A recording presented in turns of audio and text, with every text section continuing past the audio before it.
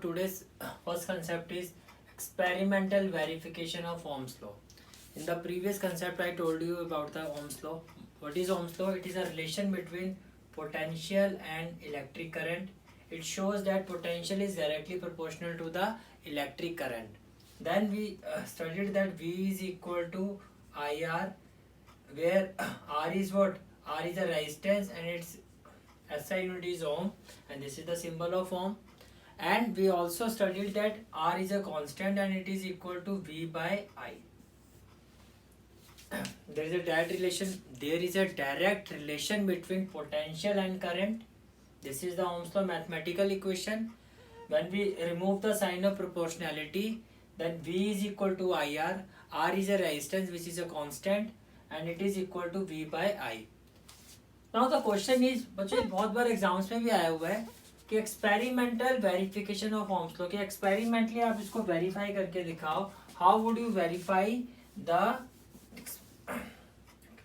Verify Ohm's law equation experimentally. तो इसको किस तरह से आपने वेरीफाई करना है. आपने एक सर्किट डायग्राम बनाना है बच्चों. से यहाँ पे आपने डिफरेंट बैटरीज लगा दिए से सेल्स टाइप में 1 2 3 4. Each cell is of 1.5 volt potential, 1.5 volt potential, 1.5 volt and 1.5 volt potential. Connected all these cells means battery with emitter. Now this is the resistance. This is the resistance and this is the voltmeter, which is in parallel connection with this resistance. मैंने आपको previous class में बताया था ये series में ammeter आपका series में connect होता है और वोल्टमीटर आपका पैरेलल में कनेक्ट होता है. नाउ हमने क्या किया बच्चों, पहले इस सेल से हमने एमीटर को कनेक्ट किया, मतलब इस सर्किट को कनेक्ट किया. till this point means I am only connected this cell or battery of 1.5 volt with this circuit, right? Or we know that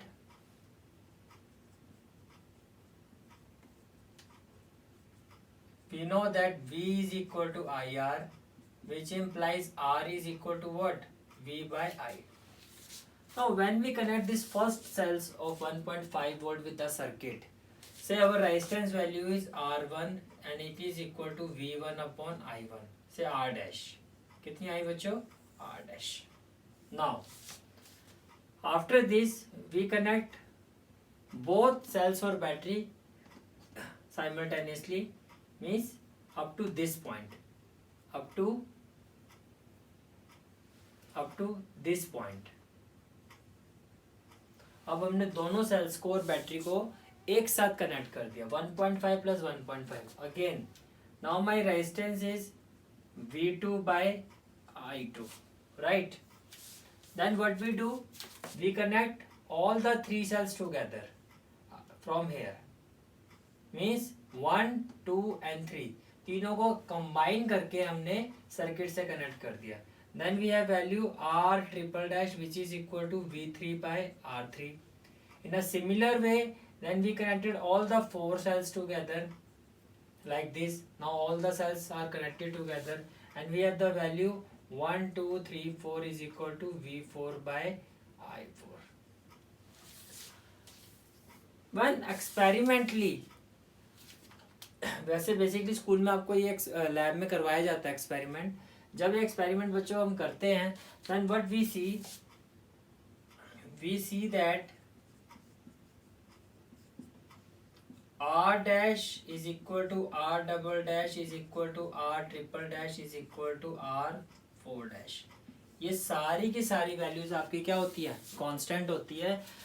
means क्यों? क्योंकि हमने पहले ही कहा था कि रेजिस्टेंस हमारा क्या होता है बच्चों? कांस्टेंट. तो इसकी वैल्यू चेंज नहीं होगी. अब ऐसा क्यों हुआ ये समझो आप.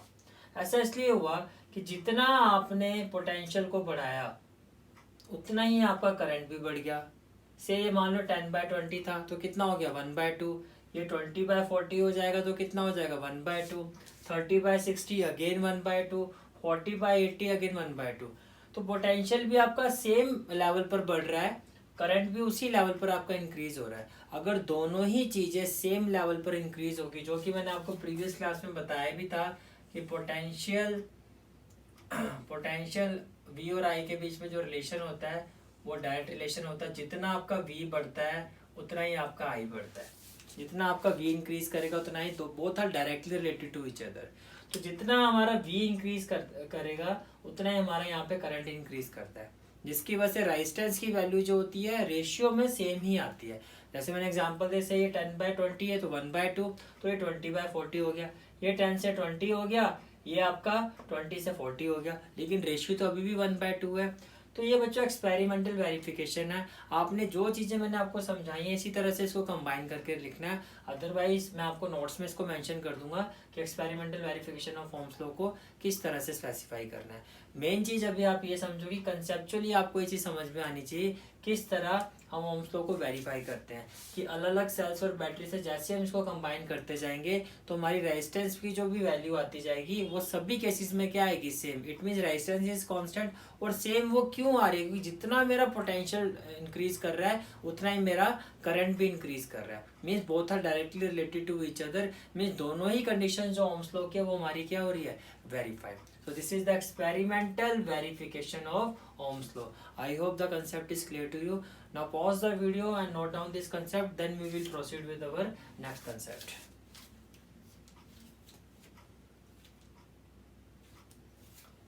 So now I hope आपने इसको नोट डाउन कर लिया होगा।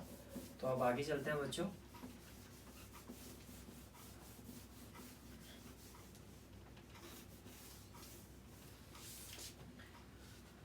हमने प्रीवियस क्लास में मैंने आपको बताया था कि resistance is directly proportional to length and inversely proportional to area of cross section. आपको याद होगा, मैंने आपको कहा भी है कि साथ साथ में आप रिवीजन लेके चलो। Then I told you that resistance is equal to rho L by A. और व्हाट इज रो हेयर, मैंने कहा था इसको रेजिस्टिविटी कहते हैं। ये रेजिस्टिविटी का क्या होता है, सिंबल होता है, और इसको जब हम प्रोनाउंशिएट करते हैं तो इसको रो कहा जाता है। Now, rho is equal to what? RA by L. बच्चों बेसिकली अब मैं आपको रेजिस्टिविटी के बारे में थोड़ा स्पेसिफाई कर रहा हूँ।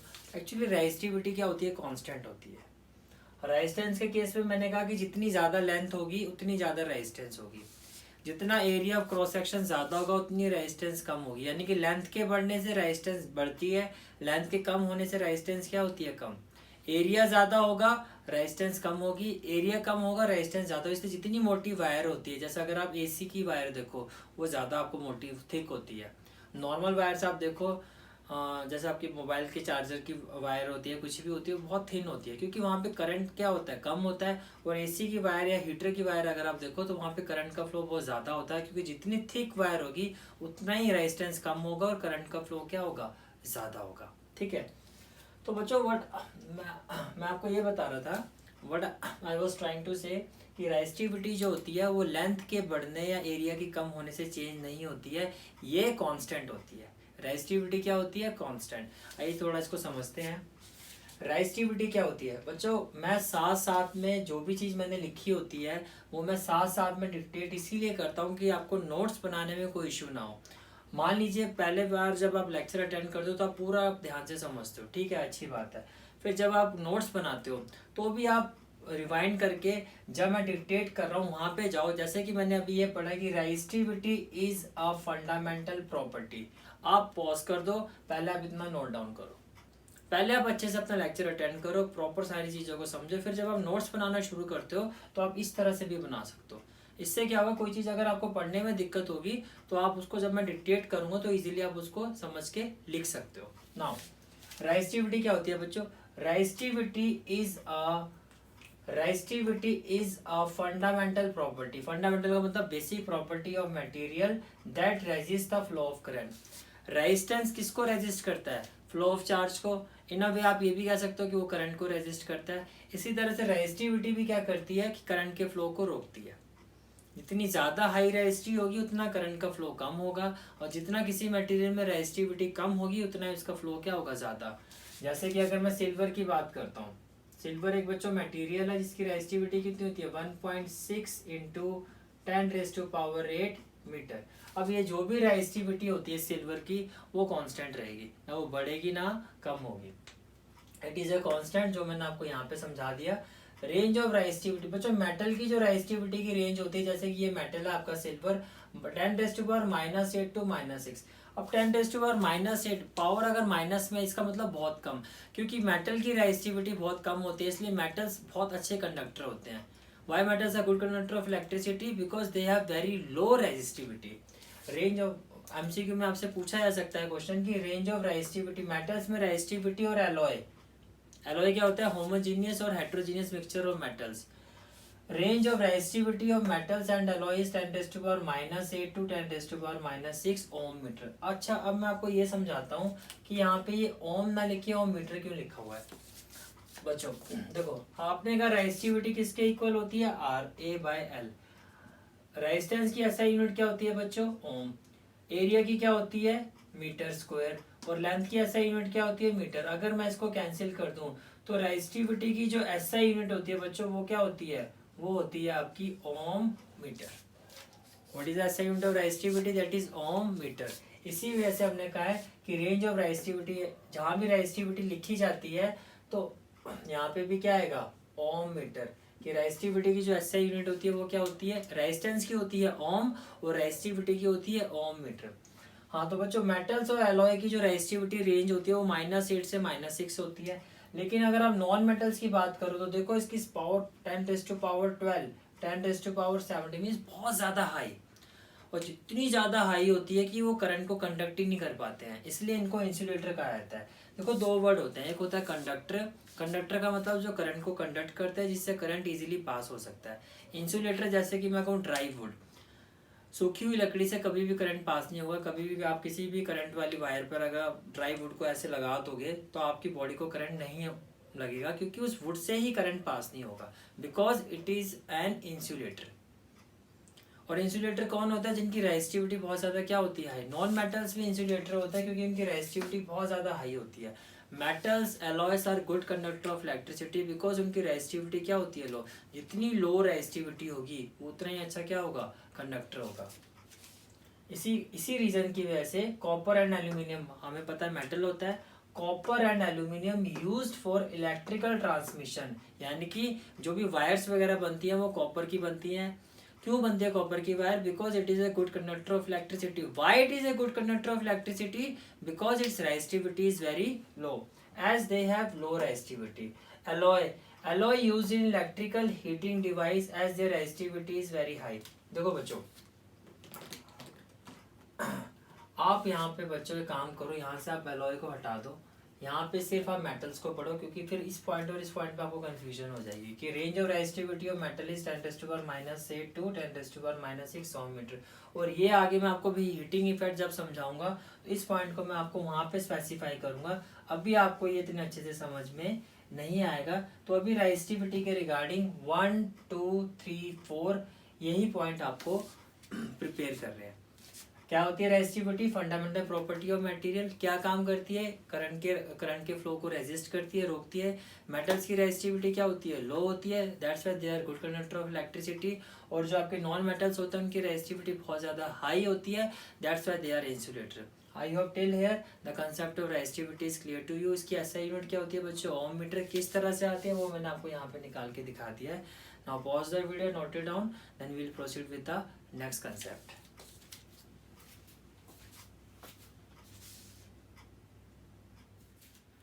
Now student, our next concept is total resistance in series combination। बच्चों रेजिस्टेंस को जो कनेक्टिविटी होती है वो टू वेज में होती है, या तो सीरीज में कनेक्टेड होती है या पैरेलल में होती है। जब रेजिस्टेंस को हम सीरीज में कनेक्ट करते हैं तो उस सर्किट की टोटल रेजिस्टेंस वैल्यू क्या होती है, या जब हम रेजिस्टेंस को पैरेलल में कनेक्ट करते हैं तो उस रेजिस्टेंस की टोटल रेजिस्टेंस वैल्यू क्या होती है, वो अब हम स्टडी करेंगे। तो first of all total resistance in series combination. First of all मैं कुछ इंपॉर्टेंट पॉइंट आपको बता देता हूँ कि in series combination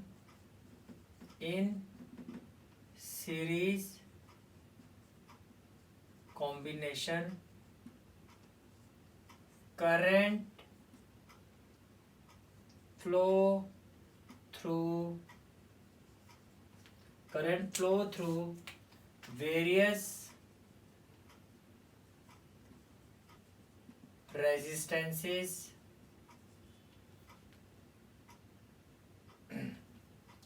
remain same while voltage of each resistor और resistance भी different। आप चाहो तो इसको रजिस्टर भी कर सकते हो।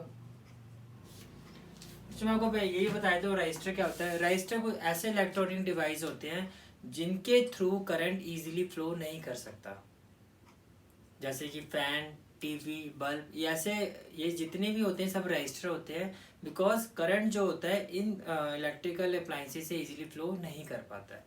से मैंने यहाँ पे कुछ रजिस्टर कनेक्ट किया है, R1, R2, R3 और ये सीरीज कॉम्बिनेशन में। कैसे देखो, ये पॉजिटिव टर्मिनल है बच्चों, तो यहाँ ये पॉजिटिव है, ये इसका नेगेटिव है।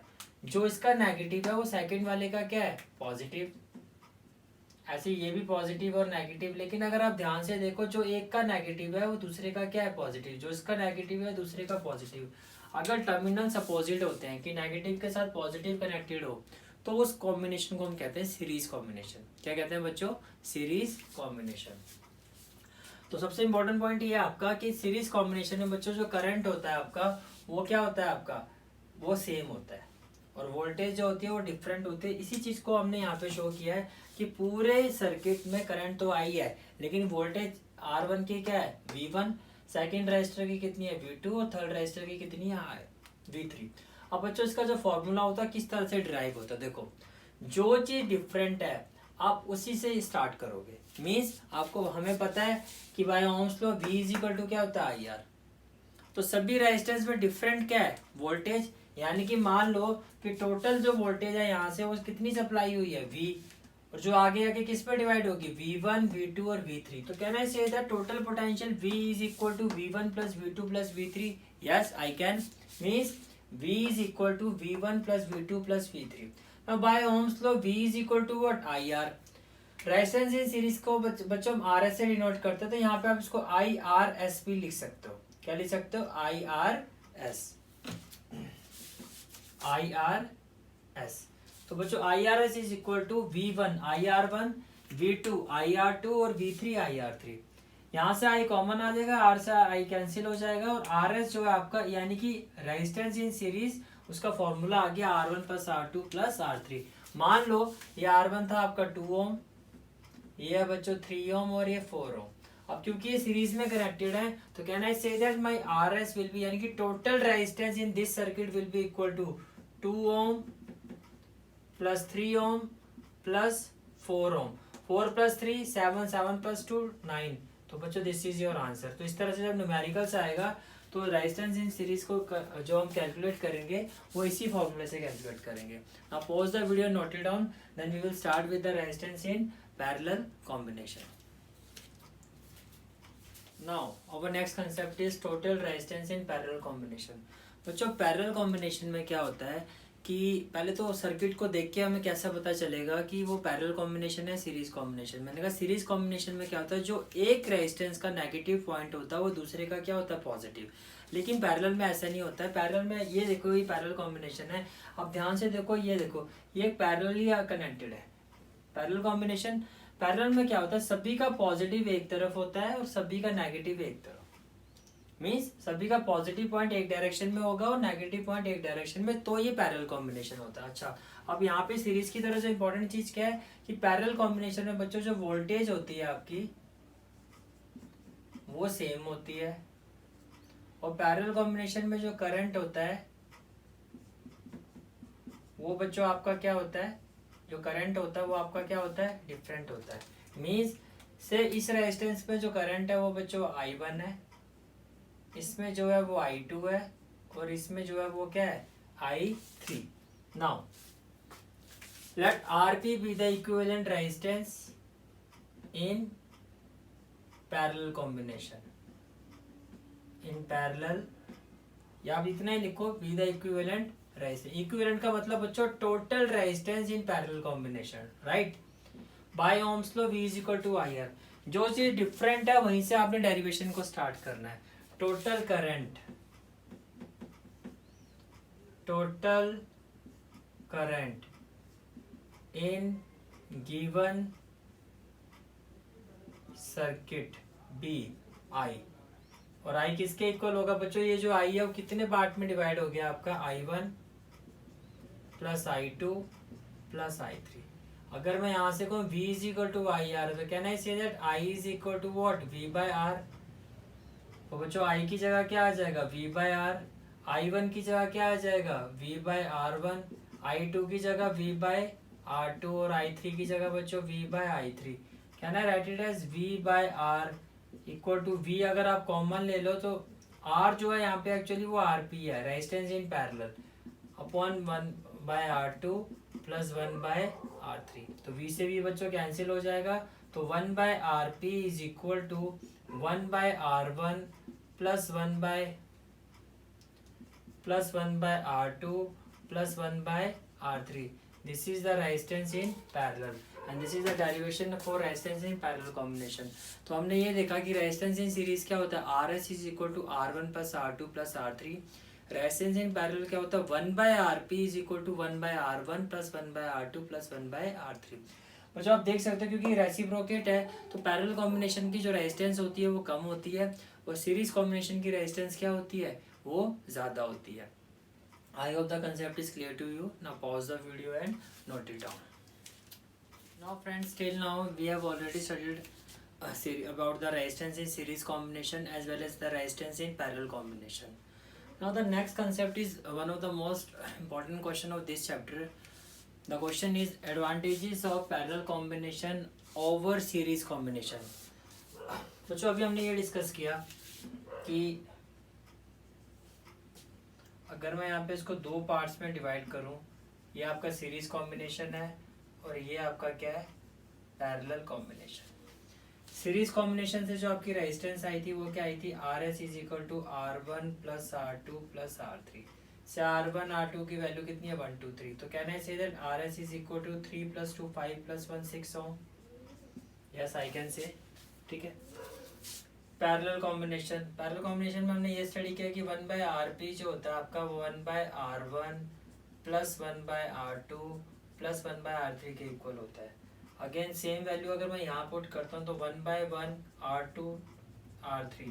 कैन आई से दैट 3 2 जा 6 3 2 जा 6, तो 6 प्लस 2 3 जा 6 एंड 3 2 जा 6। तो 1 by RP is equal to is going to be equal to 6 and plus 3 9 plus 2 11 by 6. Can I say that RP is equal to 6 by 11? अगर आप ध्यान से देखो यहाँ 6 ओम आ रहा है और अगर मैं 6 को 11 से डिवाइड करता हूँ तो ये होगा 0 0.11 5 जा 55 5 0 11 4 जा 44 एंड सो ऑन। तो रेजिस्टेंस इन पैरेलल कितना हो जाएगा बच्चों? 0.54 ओम। तो देखो कितना फर्क है। Resistance in series is far greater than resistance in parallel for the same value of resistance. अब ये एडवांटेज कैसे है? देखो जितनी रेजिस्टेंस आपकी ज़्यादा होगी उतना ही करंट का फ्लो क्या होगा? कम। और जितनी रेजिस्टेंस कम होगी उतना ही करंट का फ्लो क्या होगा? ज़्यादा। अगर मैं अपने घर की बात करता हूँ, मीन्स अगर हम अपने घर की बात करते हैं, जो हमारा डोमेस्टिक सर्किट होता है, जो हमारे घर में जो कॉम्बिनेशन होता है वो बच्चों पैरेलल कॉम्बिनेशन होता है। वो क्यों होता है? मैं आपको छोटे छोटे एग्जांपल देता हूँ। आपने देखा दिवाली में हम वो लड़ियाँ लगाते हैं लाइटों की, वो जो लड़ियाँ होती हैं बच्चों वो सीरीज कॉम्बिनेशन में होती है क्योंकि सभी बल्ब्स को सेम लेवल ऑफ करंट चाहिए होता है। मैंने कहा था सीरीज में क्या होता है कि सभी को करंट जो होता है वो एक ही तरह का जाता है, एक ही स्विच होगा। अगर एक भी लड़ी का कोई बल्ब, कभी भी देख लेना, अगर एक भी बल्ब खराब होगा तो पूरा सर्किट ब्रेक कर जाएगा और फिर कुछ भी काम नहीं करेगा।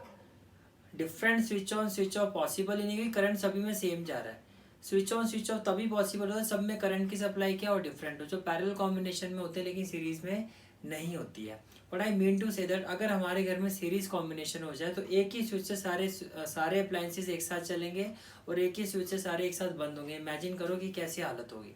आप स्विच ऑन करोगे, आपका AC, आपका फैन, आपका टीवी, आपका जो भी चीज़ें, आपका गीज़र वगैरह सब ऑन हो जाएंगे और एट द सेम टाइम जब आप स्विच ऑफ करो लाइट्स, फैन, AC एक उसी पॉइंट पर सारे के सारे एक साथ बंद हो जाएंगे। तो ये जो सीरीज कॉम्बिनेशन में जो करंट होता है वो हमने स्टडी किया था कि सभी में सेम जाता है। सेम ज़्यादा ही हमने स्टडी किया था, और पोटेंशियल जो है वो आपका डिफरेंट होता है। लेकिन पैरेलल कॉम्बिनेशन में क्या होता है आपका कि जो पोटेंशियल होता है वो सेम होता है, करंट होता है डिफरेंट। अब इसका एडवांटेज कैसे होता है कि पैरेलल कॉम्बिनेशन में कैसे एडवांटेज है बच्चों, देखो हमें हमारे घर में जितने भी अप्लायंसेस होते हैं सभी की जो करंट रिक्वायरमेंट है वो डिफरेंट है। सभी की करंट रिक्वायरमेंट क्या है, डिफरेंट है। पोटेंशियल जो है सभी डोमेस्टिक इलेक्ट्रिक अप्लायंसेस के लिए 220 वोल्ट की एक सप्लाई आती है जो सभी के लिए सेम होती है। लेकिन जो आपकी करंट की जो सप्लाई है वो हमें सभी के लिए डिफरेंट चाहिए। जैसे कि एसी का अलग होना चाहिए, उसका अलग होना चाहिए, क्योंकि एसी की जो करंट रिक्वायरमेंट है वो ज़्यादा है। बल्ब या जो भी हमारी ट्यूबलाइट्स वगैरह या जो फैंस वगैरह उनकी जो रिक्वायरमेंट है करंट की वो क्या होती है, कम होती है। इन दैट केस जैसे मैंने अभी आपको एग्जांपल दिया, दिवाली वाला एग्जांपल दिया था, जो भी लड़ी अगर एक बल्ब भी खराब हो सारे खराब हो जाता है। अगर इसी तरह से अगर हमारे घर में सीरीज कॉम्बिनेशन हो, एक अप्लायंसेस खराब होती है, हमारा पूरा सर्किट ब्रेक कर जाएगा और सभी चीज़ें खराब हो जाएंगी, यानी कि कुछ भी नहीं चलेगा। तो इस सारे के सारे डिसएडवांटेज होने की वजह से हमारे जो डोमेस्टिक अप्लायंसेस होते हैं या हमारे घर में जो कॉम्बिनेशन यूटिलाइज किया जाता है वो पैरेलल कॉम्बिनेशन होता है। क्वेश्चन किस तरह से आएगा, what are the advantages of parallel combination over series combination, और स्ट्रेट फॉरवर्ड क्वेश्चन आएगा what are the advantages of parallel combination। तो आइए देखते हैं एडवांटेजेस ऑफ पैरेलल कॉम्बिनेशन। बच्चों in series when one resistance fails the circuit is broken. मैंने अभी बताया जैसे एक बल्ब खराब होता है उस लड़ी का, जो कि सारे सीरीज में कनेक्टेड होती हैं, दिवाली वाली जो लड़ियाँ होती हैं, पूरा का पूरा वो लड़ी का जो होता है वो सारा खराब हो जाता है। तो अगर घर पे अगर आप इमेजिन करो सीरीज कॉम्बिनेशन हो, अगर हमारा एक भी अप्लायंसेस कोई खराब हो जाए, कोई बल्ब ट्यूबलाइट है कुछ भी खराब होगा, सारे अप्लायंसेस हमारे क्या हो जाएंगे, बंद हो जाएंगे। Different appliances require different current. जितने भी हमारे घर में डिफरेंट इलेक्ट्रिकल अप्लायंसेस होते हैं, चाहे वो एसी है, चाहे वो टीवी है, चाहे वो फ्रिज है, चाहे कुछ भी है, चाहे हीटर है, चाहे गीजर है, सभी की जो करंट रिक्वायरमेंट है वो क्या डिफरेंट है, which is not possible in case of A series combination, कि सभी को अलग अलग करंट को की सप्लाई पॉसिबल की जाए, यानी सभी को अलग अलग सप्लाई करंट की मिल सके। पैरेलल कॉम्बिनेशन में पॉसिबल है कि सभी इलेक्ट्रिकल अप्लायंसेस के पास जो करंट की सप्लाई जाए वो डिफरेंट जाएगी, लेकिन सीरीज कॉम्बिनेशन में ये पॉसिबल नहीं है। जो सप्लाई जाएगी सबके लिए सेम जाएगी। 4 एम्पियर तो सबको 4 एम्पियर, 5 तो सबके लिए 5 ही जाएगा, चाहे उसकी नीड उसके ज़्यादा है कम हो, डजेंट मैटर। तो क्या ये पॉसिबल है कि डोमेस्टिक इलेक्ट्रिकल अप्लायंसेस में सीरीज कॉम्बिनेशन को कंसिडर किया जाए? Not possible. तो ये लिखा हुआ बच्चों, different appliances require different current, this can not be possible in series combination. Total resistance in parallel combination is less. मैंने अभी आपको कैलकुलेट करके दिखाई थी, आपने देखा था कि सीरीज कॉम्बिनेशन में जो रेजिस्टेंस की वैल्यू आई थी बच्चों वो कितनी आई थी हमारी 6 ओम, और यहाँ पे कितनी थी 0.5 ओम। तो देखो कितना फर्क है, बहुत ज्यादा फर्क है। जितना कम रेजिस्टेंस होगा उतनी करंट का फ्लो क्या होगा, ज्यादा होगा। और हमें हमारे घर के लिए, हमारे डोमेस्टिक सर्किट के लिए करंट का फ्लो क्या चाहिए, ज्यादा चाहिए। That's why we prefer parallel combination. Till here I hope the each and every concept is clear to you. बच्चों एक बार ढंग से आपने सारा रिवीजन करना है। In the next class we will study we will start from the heating effect of an electric current and electric power. ये जो दो कंसेप्ट है ये तभी आपको समझ में आएंगे जितना मैंने अभी तक करा हो सारा आपको क्लियर हो। इसलिए मैं आपको नेक्स्ट क्लास से पहले आपको एक टास्क दे रहा हूँ कि जितने भी आपके टॉपिक्स हो चुके हैं, resistance, resistor, resistivity, alloy, metal से जितनी भी चीज़ें मैंने आपको आज पढ़ाई हैं, ये प्रीवियस क्लास में पढ़ाई थी, या एक्सपेरिमेंटल वेरिफिकेशन ऑफ ओम्स, तो सारा आपने ढंग से रिवाइज करना है, तभी आपको अगला जो कंसेप्ट है, जो मैं नेक्स्ट कंसेप्ट आपको कराऊंगा, heating effect of an electric current, समझ में आएगा। उसमें आपका पोटेंशियल, करंट, रेजिस्टेंस सभी का यूटिलाइजेशन होगा। So till the next class आपको सारा का सारा जो अपना कंसेप्ट है वो रिवाइज करना है, प्रॉपर अपने नोट्स बनाने हैं। So that's it for today's class. Thank you.